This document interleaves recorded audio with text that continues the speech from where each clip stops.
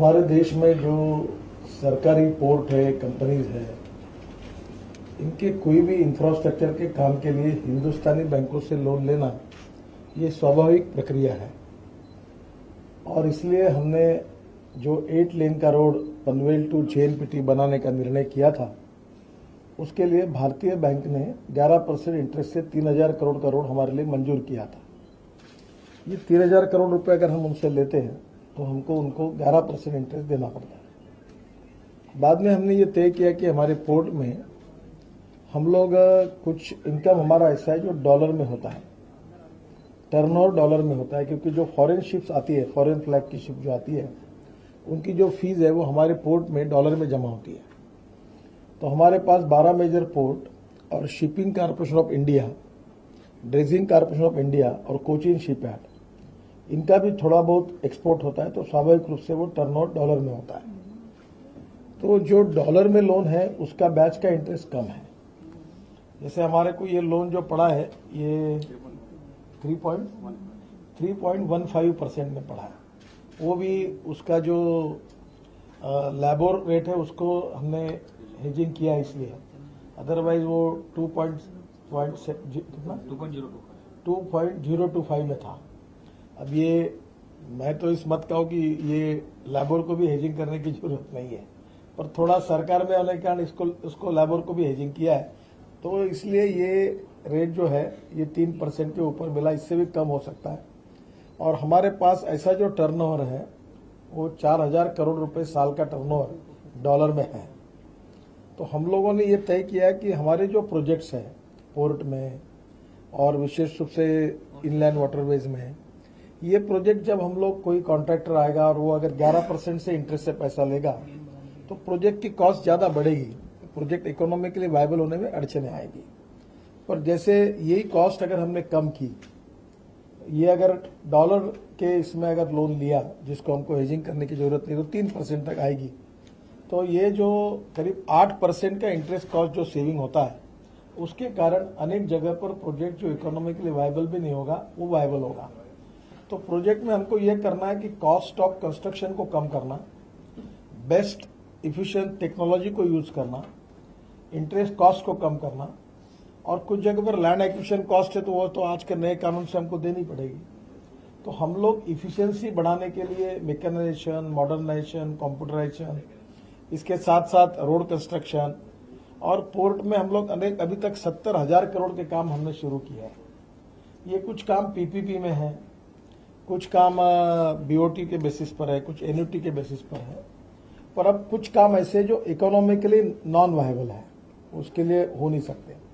अगर वही economically non viable कामों में जो कॉन्ट्रैक्टर, जो प्राइवेट इन्वेस्टर आएगा, वो 11% से इंटरेस्ट से बैंक से पैसा लेगा और काम करेगा। अब ये 11% के बजाय वही काम अगर हम EPC मोड में, यानी खुद हम भी करते हैं, और उसकी इंटरेस्ट कॉस्ट 3% आती है, तो ये जो करीब 8% इंटरेस्ट कॉस्ट बचती है, उससे प्रोजेक्ट की इकोनॉमिक वायबिलिटी और उसका प्रॉफिट जो है वो बढ़ता है। तो ये एक हमारा सरकारी, इसमें मुझे पता नहीं, पर जहां तक डॉलर में किसी गवर्नमेंट इंस्टीट्यूशन ने लोन लेने वाली ये पहली घटना है, और इसलिए रिजर्व बैंक से हमने अप्रूवल लिया है, और पहली बार ये 2600 करोड़ रुपए स्टेट बैंक और बैंक ऑफ सिंगापुर दोनों ने मिलकर $400 मिलियन JNPT को दिया है। और ये 45 किलोमीटर का रोड है, 8 लेन रोड है, इसमें फ्लाईओवर्स है, ये सब काम इस पैसे में होगा। अब ये जो शुरुआत है, ये पहला गेट ओपन हुआ है। अब ये 12 मेजर पोर्ट और कोचीन शिपयार्ड और बाकी भी जगह पर जहां हम काम करते हैं, जहां हमारा एक्सपोर्ट है, वहां हम लोग इस प्रकार की फैसिलिटी का उपयोग करके ये 8% इंटरेस्ट अगर हम बचा सकेंगे तो हमारे देश के विशेष रूप से पोर्ट और हमारे इनलैंड वाटरवेज और शिपिंग सेक्टर के लिए एक नया इसका फायदा होगा। और इसलिए सरकार में हम लोग अभी ये सोच रहे हैं कि हमारे पोर्ट की फाइनेंशियल स्ट्रेंथ का उपयोग करके हम लोग इनलैंड वाटरवेज में जाएं, क्योंकि अभी 111 नदियों को हमने इनलैंड वाटरवेज में कन्वर्ट करने का निर्णय किया है, और ये करीब जो किलोमीटर में आएगा अप्रोक्सीमेटली 20,000 किलोमीटर की ये रिवर लेंथ है। इसमें ड्रेजिंग करना पड़ेगा, वाटरपोर्ट बनाने पड़ेंगे, इसमें वहां बंकर बनाने पड़ेंगे फ्यूल के लिए, वहाँ गोडाउन्स आएंगे, प्री कूलिंग प्लांट आएंगे, कोस्टर आएंगे, उसके रोड कनेक्टिविटी आएगी, रेल कनेक्टिविटी आएगी। तो ये सब करने के लिए एक पैसा लगेगा। अब ये गंगा में जैसे आपने देखा होगा कि हमने कुछ दिन पहले एक बार्ज में मारुति की गाड़ियां हमसे एग्रीमेंट करके अब वहां से आसाम और बंगाल के लिए हमने गाड़ियां भेजी है।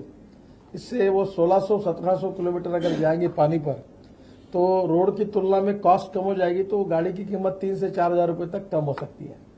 वैसे अभी गंगा में 20 लाख टन का अगर हमारा अभी फिलहाल अगर ट्रांसपोर्ट है मटेरियल का, तो हम लोग 2018 तक 200 लाख टन का करने वाले हैं। इतना रोड से ट्रैफिक कम होगा और पानी से जाएगा, और पानी से जाएगा तो इसमें इकोनॉमिक वायबिलिटी है।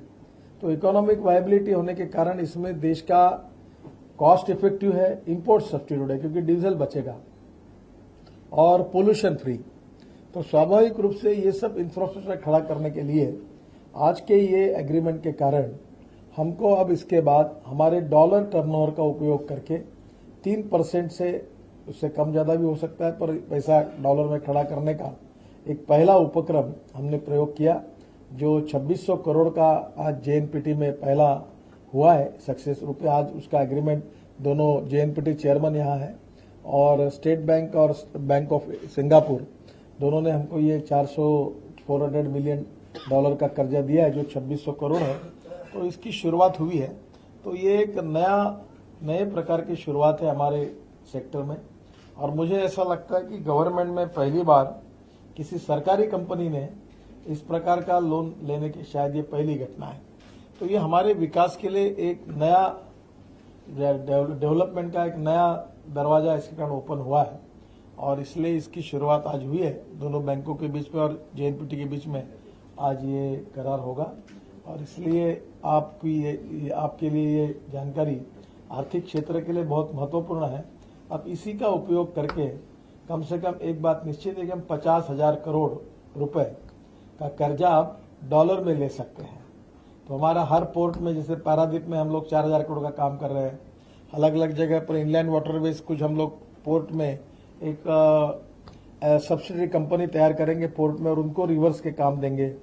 तो धीरे धीरे पोर्ट अपने फाइनेंशियल स्ट्रेंथ पर जो कर्जा खड़ा करेगा वो 3% इंटरेस्ट का होगा, और 11 के बजाय 3 लगने के कारण जो नॉन वायबल प्रोजेक्ट है वो वायबल होंगे, और उसके कारण हम अनेक प्रोजेक्ट कर पाएंगे, जो उसके कारण पोर्ट का मॉडर्नाइजेशन, मैकेनाइजेशन, कंप्यूटराइजेशन सब हो जाएगा। तो ये एक अच्छी शुरुआत हुई है, और इसलिए मैं विशेष रूप से जेएनपीटी चेयरमैन का और उनके सहयोगी का अभिनंदन करता हूं, और स्टेट बैंक ऑफ इंडिया और बैंक ऑफ सिंगापुर ने इसमें पहली बार हमको ये लोन दिया है, उनको भी धन्यवाद देता हूं। Sakshi Malik ended India's prolonged medal drought at 2016 Rio Olympics by winning a bronze medal in 58 kg category of women freestyle wrestling. Many, including the so-called intellectuals like Shobha